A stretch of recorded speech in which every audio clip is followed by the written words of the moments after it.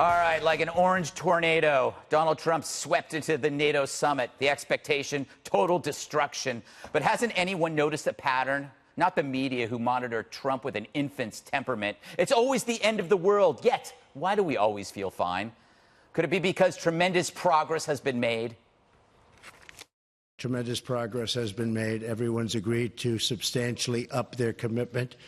They're going to up it at levels that they've never thought of before. Never.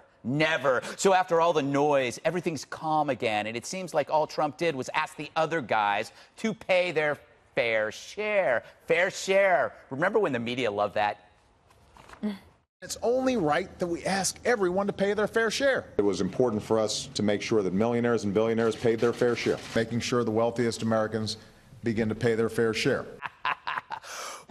But ask that of your allies, our media bristles. How dare us rubes ask our more sophisticated allies to chip in on the bill, especially in public. It's like when the dinner bill comes, it's always that know-it-all at the table who darts to the restroom, leaving you to be the jerk to call him on it because he knows you won't. But he never expected that Trump would be at the table, who would do it to his face because, frankly, he's our jerk. Germany spends only 1.24% of its GDP on NATO, which was created to curb Soviet expansion. Meanwhile, Germany's pipelining with Putin. Talk about Soviet expansion. Since America's always left with the bill, maybe we can call Germany out for hiding in the John, doing dirty deals when the check drops. Now Trump wants defense spending at 4% GDP, twice what these countries already failed to meet. Why would he do that? Maybe to get them to meet the initial target? Could he be a stable genius? I'm very consistent. I'm a very stable genius. So after all the tantrums, can't the media admit that Trump had a point? Now Putin is next, which means everyone on CNN will don their chicken suits and scream at the sky, telling us it's the end of the world, but only as they know it.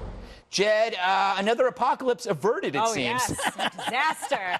I don't understand the outrage over this. I really don't. I don't understand why, if there's a country that's an ally of ours that isn't doing what they're supposed to be doing, and we're all supposed to be helping each other out, and they're not pulling their weight in a certain area, I get you have to be a little bit cautious with the language that you use, maybe, and the way you approach it. You don't want to jeopardize those relationships. But he's the president of the United States. He is supposed to put America first. He is supposed to say, hey, guys, look, we're all supposed to be helping each other out. And if you're not giving the percentage that you're supposed to be giving toward this spending, and we are, you need to up it. That's his job. That's what he's supposed to do. He's like the guy at the restaurant when the bill comes, he itemizes the bill. He's like, well, no, you had steak. Exactly. I only had an appetizer. Exactly. And I didn't drink. So, and that's funny, though. But, you know, the media loved when Obama went on the apology tour, and they hate this. I mean, this is just, he wants to strengthen NATO and make sure everybody has skin in the game. I don't see why they have a problem with it at all. Let me ask one. Is this that stereotype realized where you have the snooty Europeans and the ugly American who comes over? He talks about money. And talks about money and jingles change in his pants. Yeah, you know what I mean? No. Well, look, we have a stable genius. Yes. And the stable genius on our team goes over there, and the context is what's missing, I think, from Jesse's analysis, because 97-2 is what the Senate voted just this week to say we like NATO. Right. The American public is like 69%. NATO helps us in terms of international security. And guess what? We have here in a situation where the president comes out and says, oh, I have persuaded all these NATO allies now to up their spending. Emmanuel Macron comes out and says, no, we just said we would hold to our existing promise. Which is good. It's just the French. Bluster. It's just the bluster. French. You know what? And they're lousy tippers, the French. They are. All he's saying, he likes NATO. He just thinks he can get a better price for it. You know, Dana, isn't that the key? I mean, maybe I'm wrong. This is only my speculation, is that to get them to get to the 2%. I mean, it's like it's the art of the deal. Like, the you art ask of for the deal. more, and you know you're going to compromise. Yeah. But I think what he is saying also is that if you think that you have a problem with Russia, and I agree with you. Yes. If he does, we'll see. Right. But, you have a problem, then you should put more towards your defense. The thing, though, that has bothered me about this, it's not like there's a big NATO pie. The percentages are about what you spend on your own defense for your country. So it's like, that's why they're a little bit different.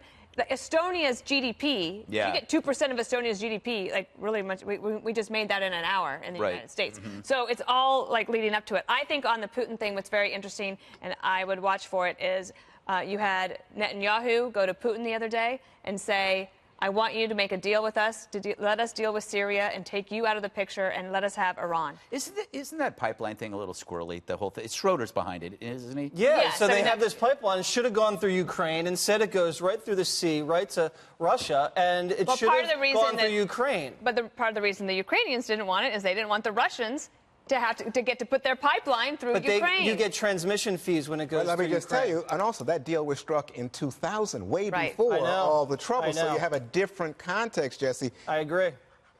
They should buy it from us. Exactly. Ukraine, I crane, we all crane. By the way, do you really want Germany to have a strong military? Oh, one. Fair point. Going deep.